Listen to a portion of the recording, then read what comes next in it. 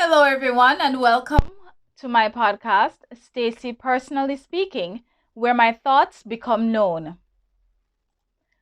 This is Season 1, Episode 163 of the Journey 365 series. Today's episode is about glory in suffering, first time camping prep, and Tiyad book. The days were definitely starting to feel shorter. It was already time to get up. I got up close to 6:30 this morning and started my devotions a few minutes later. While I was doing my devotions, I remembered that this weekend was supposed to be the camping trip, but I had told my pastor that I would come to church on Sunday.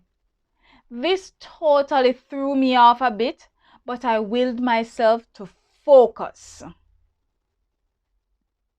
As I read the words of Paul the Apostle, I wondered what he really meant by this verse and how that would look in my life.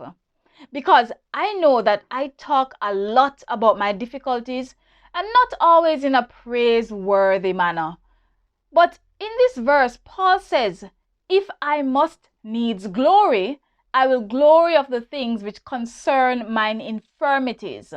That's 2 Corinthians 11 verse 30 of the King James Version. That entire chapter is talking a lot about weakness and hardship and suffering and how Paul has chosen to respond to them.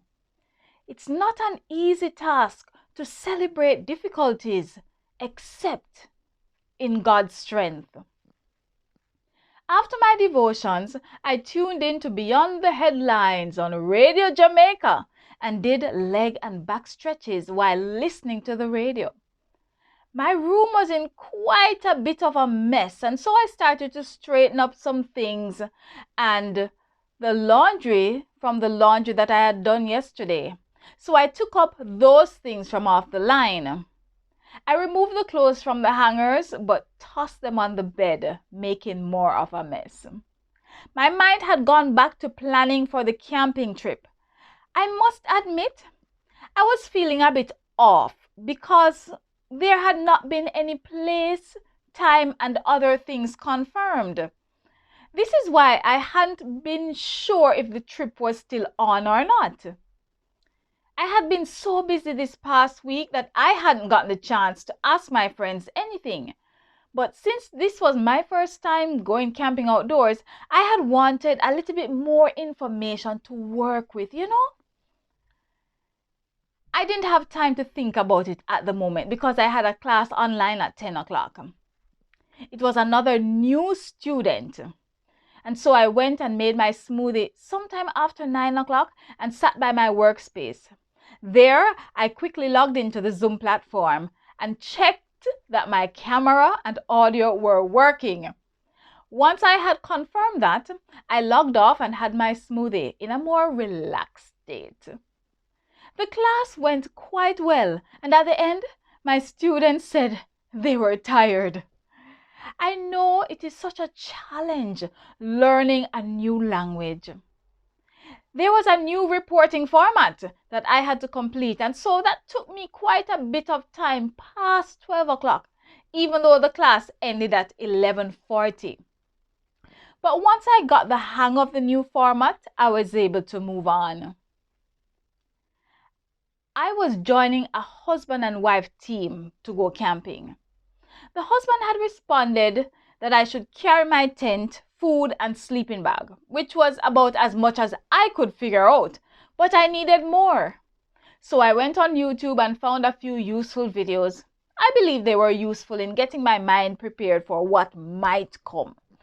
But I still would have preferred to hear from my friends directly, since they had already been camping in Japan and had a better idea of the amenities. However, I also wanted to go to the supermarket early and get things prepared. I was really hungry because I had no idea of what time they were coming, I delayed lunch a bit until I returned from the supermarket. I did my best with what I knew and spent a really long time in the supermarket, checking every aisle just to make sure I didn't miss anything. But I did miss the batteries. I had made a list but somehow forgotten it at home, much to my surprise. When I got back home, I prepared some lunch at almost 2 o'clock and forced myself to sit down to the meal. I found myself back at the supermarket about 7 o'clock to get batteries, which I had forgotten on the first run to the supermarket. I had never been out camping before, and I don't know what the night might bring. I don't know if there would be others there or anything. Once I returned, I finally felt as though I had everything that I could possibly need for this camping trip. I had a cooler box of sorts, a tent, and sleeping bag ready. I had been packing things that I thought I'd need for the 2 days and 2 nights, but there was still that unsettling feeling. However, I kept busy from after 12 o'clock all the way back until about 5 o'clock. I fried fish and roasted sweet potatoes, which I believe are ideal for this kind of adventure and my particular lifestyle. I was on my feet for hours and really tired, but I kept going to make sure I had everything as prepared as possible because I had no idea what time I was working with. I finally got a response after 5 o'clock that helped me to understand just how I should pack, like I was going somewhere with absolutely no amenities. Had I known that earlier, I might have done a few things differently and gone to an additional store. But I'm sure I'll survive. The YouTube video I'd watched had suggested bringing a pillow, which I had taken out. But in hindsight, I really don't think I needed a pillow, so I put it back. I also have no idea what space I'll be allotted in the car. I made hot water, but wondered if I'd made it too early or if I needed it at all. I saw the pile of bags growing and growing as I added a blanket. My friend had said it might be cold, so I should bring a blanket, and it took up half the space in one bag.